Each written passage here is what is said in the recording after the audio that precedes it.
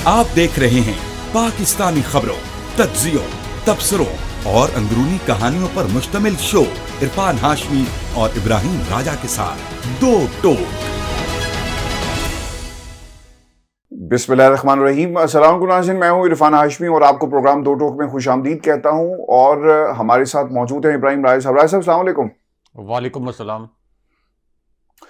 राजा साहब, आज पाकिस्तान में मेजर डेवलपमेंट्स हुई हैं और कुछ लिस्टें तैयार हुई और पाकिस्तान तहरीक इंसाफ को कलअदम करार देने की बात हो रही है कि किसी तरह हम तहरीक इंसाफ की कमर को तोड़ दें।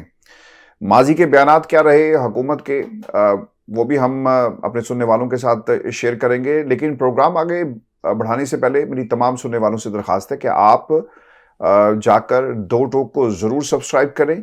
और अब हमारा एक काफ़ी अरसे के बाद इसमें गैप आया, हमने इस सिलसिले को दोबारा शुरू किया। रेगुलर प्रोग्राम जहाँ पे अपलोड हो रहे हैं और इंशाल्लाह इसमें मज़ीद जो है वो आप बेहतरी देखेंगे। राय साहब के तज्जिए होंगे, कुछ खबरें, और फिर मेरा जो इनपुट है यहाँ से इंशाल्लाह आपके साथ हम शेयर करेंगे। अपने तज्जियों से आपको जो है हम इसी तरह आपके सामने रखते रहेंगे और फिर आपका इनपुट भी हम शामिल करेंगे। और फिर कोशिश हमारी ये होगी कि इसमें ज़्यादा से ज़्यादा वो खबरें जो टीवी पर नहीं चल रही या जिनको रोक लिया जाता है वो आपके साथ हम शेयर करें पाकिस्तान में इंसानी हकूक़ को लेकर। और ख़ासतौर पर राय साहब, आपने देखा होगा कि पिछले 3 माह के अंदर एक मूवमेंट चली है तहरीक इंसाफ को कुचलने के हवाले से। और जब से सोहेल हफीज़ साहब ने क़यादत को संभाला है तब से ये सिलसिला मज़ीद तेज़ हुआ है।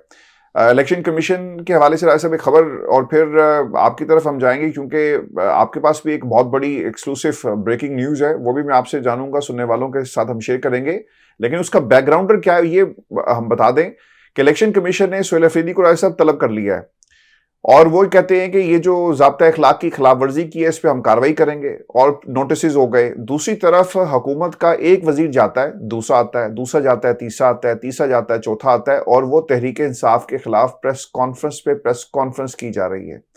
ऐसा लगता ही है कि इनकी ड्यूटी लग गई है। आज मैं एक अखबार की कटिंग मेरे सामने से गुजरी राय साहब, मुल्क में 100 के करीब टेक्सटाइल मिल्स जो है वो बंद हो गई हैं और इश्तिहारात देने पड़े टेक्सटाइल सेक्टर को कि खुदा के लिए आपके दौर में, शहबाज साहब आपके दौरे हुकूमत के अंदर ये सब कारकर्दगी है, 4 साल का वक्त पूरा होने को आया, तरजीहात क्या है राय साहब? हमारी बदल गई हैं। हमने तहरीक इंसाफ पर पाबंदी, कलअदम करार देना, सब कुछ करना, इसको तरक्की का नाम दे रहे हैं क्योंकि फैसल वाडा ने कहा था कि पीर से तरक्की का सफर जो है वो शुरू हो रहा है।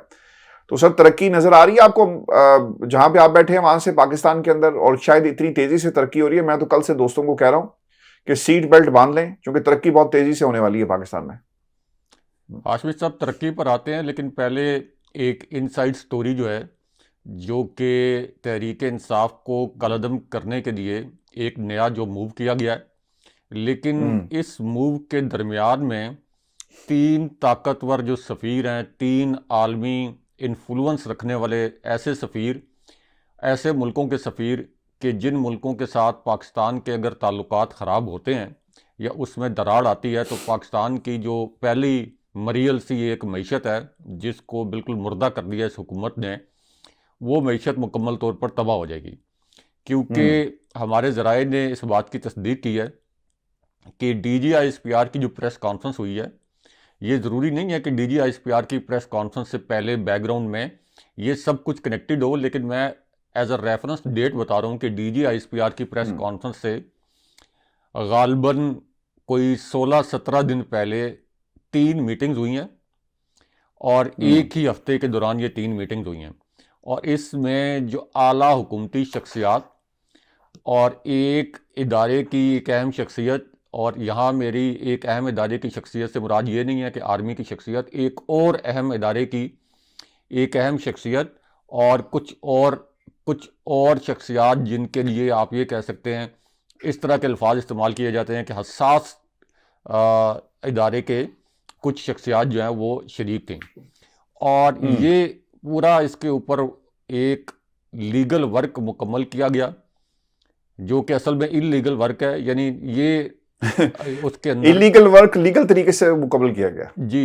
एक इलीगल वर्क को एक कानूनी शक्ल देने की कोशिश की गई कि तहरीक इंसाफ को कलअदम कर दिया जाए, एज अ पार्टी कलअदम कर दिया जाए, मुकम्मल तौर पर ख़त्म कर दिया जाए, पाबंदी लगा दी जाए।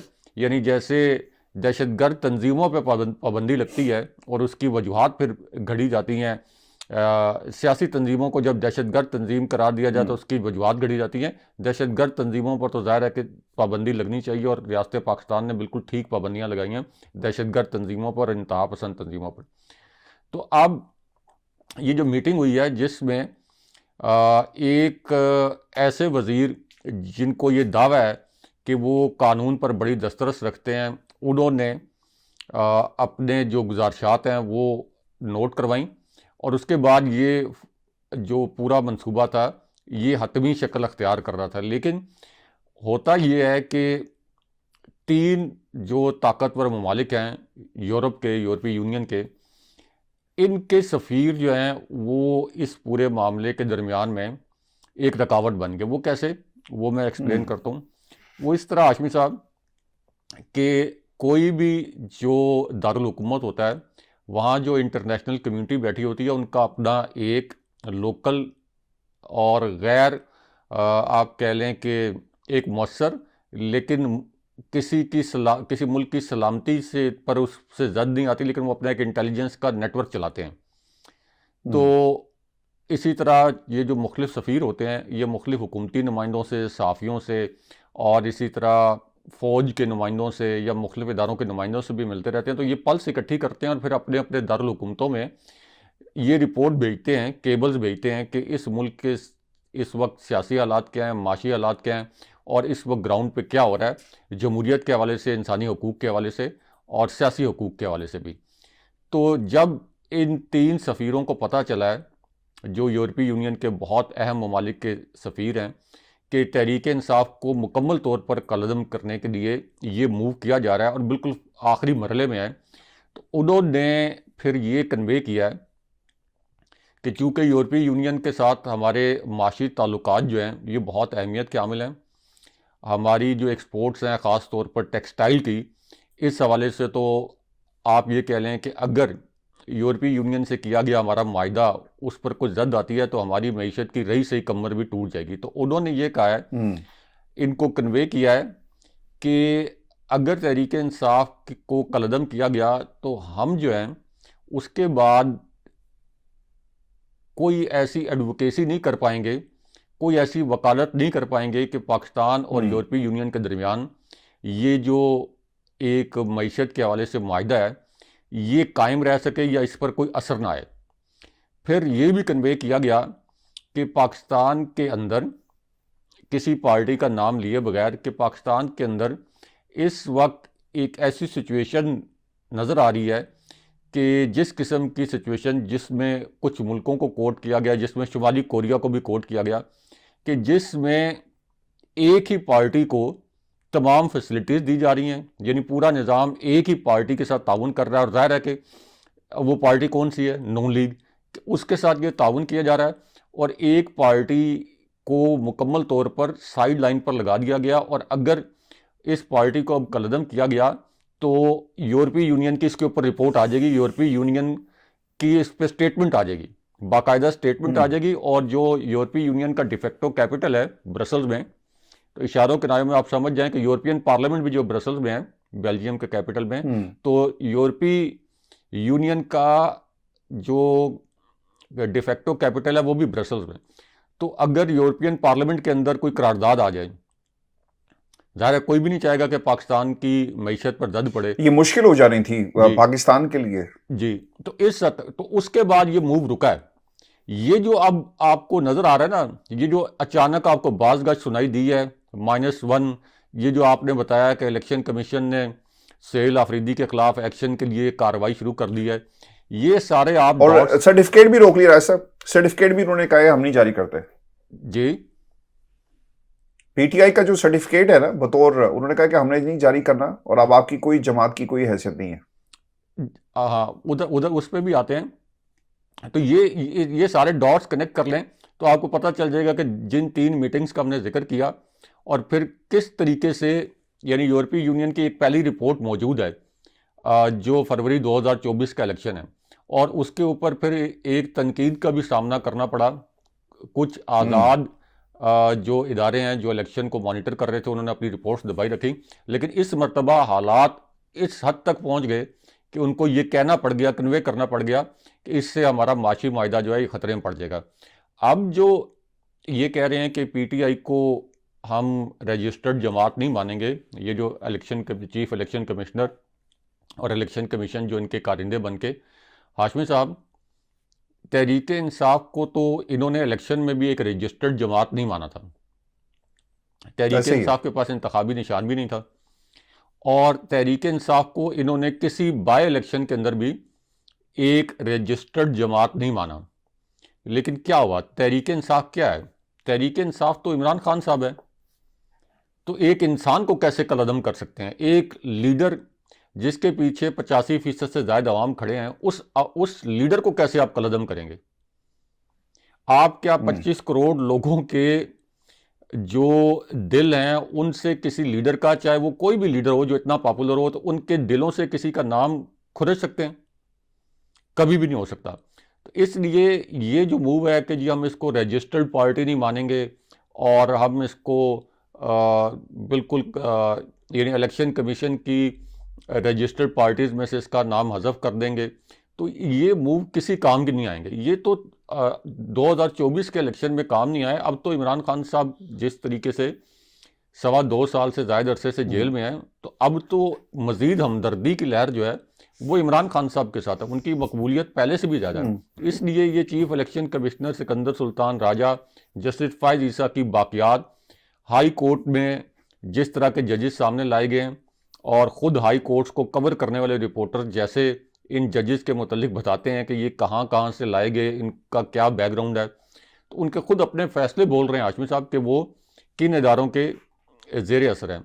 तो इसलिए ये अच्छा, मैं क्विकली, क्योंकि हमारे पास राय साहब एक खबर ये भी बड़ी अहम थी कि क्योंकि आज मुलाकात का दिन है और मंगल को होगा दंगल और तहरीक इंसाफ की लिस्टें। कुछ लोगों ने ये भी कहा जी कि सरेंडर कर दिया है, और फैसलवाड़ा उसमें से कह रहे थे कि लिस्टें तैयार होने जा रही हैं और हम उनकी इज्जत रख रहे हैं, हम नहीं बताएंगे कि किन लोगों ने सरेंडर किया। एक तो मैं चाहूँगा क्विकली इस पर आप कमेंट करें, और दूसरा लिस्टें जो दूसरी बनी है अडयाला के इर्द गिर्द किसी किस्म की कोई आपको पॉलिटिकल एक्टिविटी करने की इजाज़त नहीं दी जाएगी। राय साहब, व्हाट आई बिलीव कि ये एक ऐसा इसे कहा जाए कि एक ट्रैप है। अगर हमने 9 मई इस मुल्क में होते हुए देखा और फिर उसको पॉलिटिकली इस्तेमाल कर रहे हैं, तो आपको नहीं लगता कि एक तो इलेक्शन कमीशन इस्तेमाल हुआ, फिर लिस्टें बना दी जाएंगी, फिर लोगों को हटा दें, आप जमात से निकालने के लिए कुछ करें, और फिर अडयाला के बाहर तहरीक आज़ाद करवाएंगे से मुलाकात तक आ गई, और मुलाकात के बाद गिरफ्तारियां। तो अब गिरफ्तारियों में इस लेवल पे कार्रवाई की जाए कि दोबारा से कहा जाए, क्योंकि आपको याद होगा कि कुछ लोगों ने कहा कि हम अडयाला के दरवाजे तोड़ के अंदर जाएंगे, दीवार फैलांग के अंदर जाएंगे, तो इससे जोड़ा जाए और ये एक ट्रैप है, तहरीक इंसाफ को इससे बचना है। हाशमी साहब, प्रोड्यूसर साहब से कहेंगे, उनसे दरख्वास्त करेंगे कि अगर मुमकिन हो तो आर्काइव्स में से जनरल ज़िया-उल हक के दौर में छपने वाले जो अखबारात हैं उनमें से किसी अखबार का अक्स निकालें, क्योंकि ये जनरल ज़िया-उल हक के दौर से जब अखबारात में इस तरह की सुर्खियाँ लगती थीं, फहरिस्तें तैयार, लिस्टें बन गई, ये सियासी तौर पर सियासी फ़रीक़ैन को धमकाने के लिए। उसके बाद यही लिस्टें जो हैं, ये खैर सिविल हुकूमतों में भी अखबारात में इसी तरह की खबरें लगती रहीं, फिर साबिक सदर परवेज़ मुशर्रफ, उनके दौर में भी यही कुछ होता रहा। तो ये लिस्टें, अब ये कह रहे हैं कि लिस्टें तैयार, यानी पीटीआई को इतना उसको जुल्मों सितम का शिकार बनाया जा चुका है, इस हद तक जुल्मों सितम किया जा चुका है कि अब इससे आगे शायद कोई लिमिट ही नहीं है। अब क्या बता रहे हैं कि लिस्टें तैयार, यानी कोई रह गया है पीटीआई का ऐसा लीडर जिसके ऊपर तशद्दुद ना हुआ हो, जिसके अहले खाना को अगवा ना किया गया हो, जिसके कारोबार को तबाह ना किया गया हो, जिसके इमीडिएट फैमिली मेंबर्स में से किसी को हिरासत ना किया गया हो। तो अब किसको धमका रहे हैं कि लिस्टें तैयार, लिस्टें तैयार? कितनी और लिस्टें तैयार करेंगे? यानी एक जुल्म की एक हद होती है, वो हद तो पहले पूरी हो गई है, उससे ऊपर क्या जाएंगे? तो इस वजह से जब ये फैसल वाउडा जैसे जो क्लाउन हैं, जब वो उनको अपनी पीपल्स पार्टी वाले भी कहते हैं कि निजी महफिलों में कि ये जो क्लाउन है इनसे हमारा कोई ताल्लुक नहीं है, और नून लीग वाले भी उनके लिए क्लाउन का लफ्ज़ इस्तेमाल करते हैं, हमारा कोई ताल्लुक नहीं है। साहब, इनकी तो इनकी तो जायदादों के हवाले से नून लीग प्रेस कॉन्फ्रेंसेस करती रही है यहाँ पे। जी। और मुझे आज भी याद है आबिद शेर अली साहब जो हैं वो वन हाइड पार्क जो एक मसला बना रहा पाकिस्तान की सियासत में, आज भी बना हुआ है। और हसन नवाज के दफ्तर से वो सड़क सीधी जिस प्रॉपर्टी के सामने जाकर ये खड़े हुए, नून लीग के दोस्त सारे वहां पे मौजूद थे। आई डोंट नो ये किस तरह से मिलकर आज सियासत कर रहे हैं, हुकूमत के अंदर है। इन्होंने ही कहा था कि देखो इसकी प्रॉपर्टी ये भी है। फिर 7 से 8 प्रॉपर्टीज थी, मुझे अच्छी तरह याद है, जिनकी वीडियोस भी कुछ सहाफ़ियों ने जो आजकल तर्जुमान है वो बने हुए हैं, उन्होंने शेयर की तमाम दोस्तों से और उसको सर्कुलेट किया गया। तो आबिद शेर अली साहब तो इनकी प्रॉपर्टीज पे जाके प्रेस कॉन्फ्रेंसेस करते रहे कि जनाब एना नू फड़ो, एनू पूछो कि की कर रहे हैं। तो मेरा ख्याल है कि लोग अपना माजी राय साहब रिकंस्ट्रक्ट कर लेते हैं, भूल जाते हैं अपनी तमाम चीज़ों को। देखिए, फैसल वाउडा साहब को ना कोई नून लीग की और पीपल्स पार्टी की निजी महफिलों में अपना कोई जासूस छोड़ना चाहिए।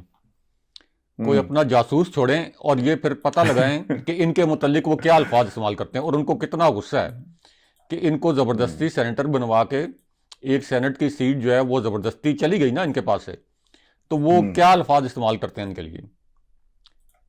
यानी ये इस्लामाबाद के साफियों को भी पता है कि निजी महफिलों में फैसल वाउडा साहब को क्लाउन कहते हैं, नून लीग वाले भी और पीपल्स पार्टी वाले, यानी उनका निक नेम रखा हुआ है। तो अब आप ये देख लें, यानी ये अल्फाज मेरे या आपके नहीं है, हम तो बता रहे हैं कि नून लीग वाले क्या कह रहे हैं, बड़ी ज्यादती कर रहे हैं। अगर वो फैसल वाउडा के बकौल कि मैं रियासत का दिफा कर रहा हूँ तो उनको क्लाउन कहते हैं, ये तो बड़ी ज्यादती कर रहे हैं। और फैसल वाउडा को चाहिए फौरी तौर पर जो मुतलका हेडक्वार्टर है या मुतलका जो हुकाम है उनसे रब्ता करके इनकी शिकायत लगाएं। इन्होंने तलाल चौधरी साहब ने, क्लाउन कहते हैं।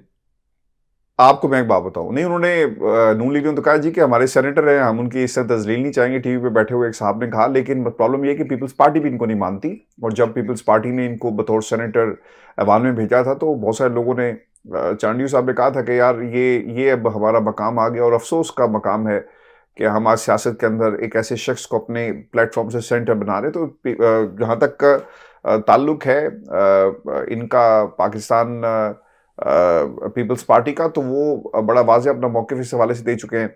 लेकिन ऐसा बात क्लाउन से आगे निकल गई है, बात तो अब तो टॉमी पे आ गई है, बात अब लूसी पे आ गई है, बात अब रॉकी पे आ गई है, बात अब इस तरह के नाम लिए जा रहे हैं। अनफॉर्चुनेट है पाकिस्तान की सियासत के अंदर वो कुछ हो रहा है जो हम कभी एक्सपेक्ट नहीं कर सकते थे, आज वो हो रहा है और कोई उसे रोक नहीं सकता। अनफॉर्चुनेट है। आज कुछ प्रेस कॉन्फ्रेंसेस हुई हैं नून लीग की, और उन प्रेस कॉन्फ्रेंसेस के अंदर पाकिस्तान तहरीक इंसाफ और इमरान खान को हदफ तनकीद बनाया गया। पेशावर जलसे में गालिम गलोच का जिक्र हुआ। साबित होता है कि जो DGI-SPR ने कहा वो मुहावरतन कहा था वो सच है। तलाल चौधरी की प्रेस ब्रीफिंग, जलसे में कोई टॉमी बना, कोई रॉकी बना, कोई लूसी बना, और ये असल में वो लोग हैं। अगर पाशा और फैज़ हमीद ना होते तो वज़ीर-ए-आज़म बनना तो दूर की बात है, आप काउंसलर नहीं बन सकते थे। तनकीद आप किस लिए कर रहे हैं? फौज ब्लैकमेल हो और फिर आपका कंधा दे और आप इक़्तिदार में पहुंच सकें। अब मुज़ाकरात की दावत नहीं दी जाएगी। अब बदजुबानी करने वाले पार्लियामेंटेरियंस हों या कोई और, उसकी जुबान खींच ली जाएगी। या बडयाला के बाद तमाशा नहीं लगेगा। ऐसा 2 बातें बड़ी क्लियर हैं कि एक तो तहरीक इंसाफ को बलडोज करने की तैयारी हो गई है, लेकिन तहरीक इंसाफ सर सियासी जमातें कभी भी इस तरह ख़त्म नहीं होती, जैसा कि आपने बड़ी तफसील के साथ बयान भी कर दिया।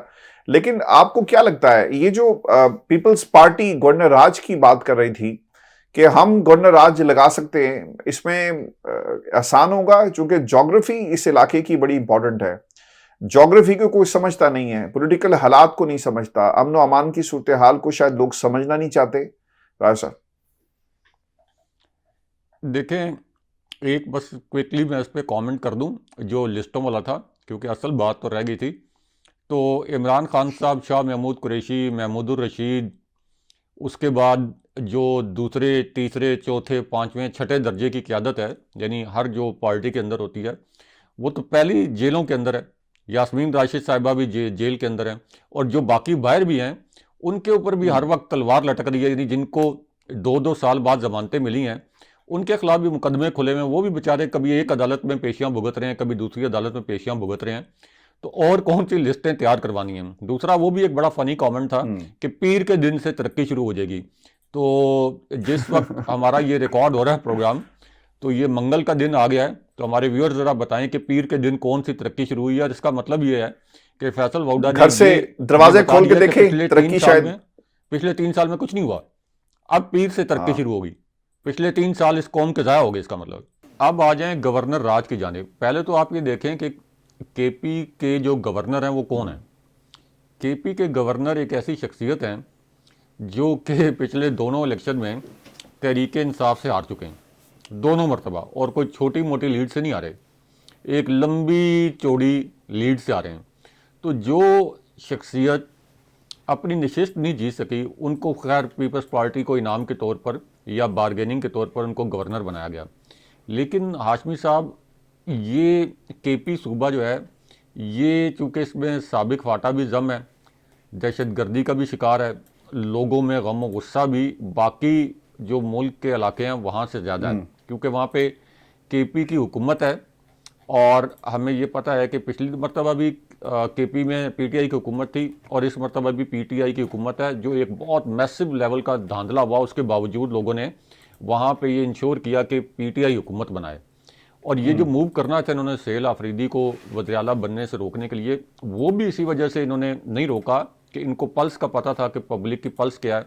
अगर ज़बरदस्ती हमने कोई इसमें भी धांधला किया या लोगों को ब्लैकमेल करके सहेल आफरीदी को वज़ीर आला ना बनने दिया तो इसका अंजाम क्या होगा। तो इसलिए ये जो भी इकदाम करेगा, जहाँ से भी ये इकदाम होगा, वो असल में एक सिक्योरिटी थ्रेट होगा रियासत के लिए और मुल्क के लिए।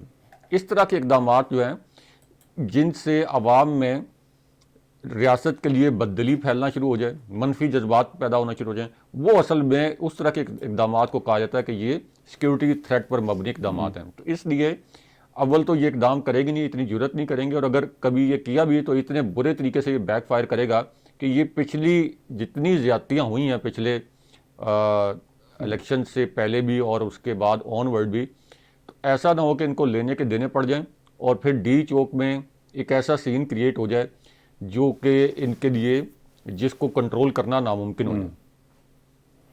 बहुत शुक्रिया है सर।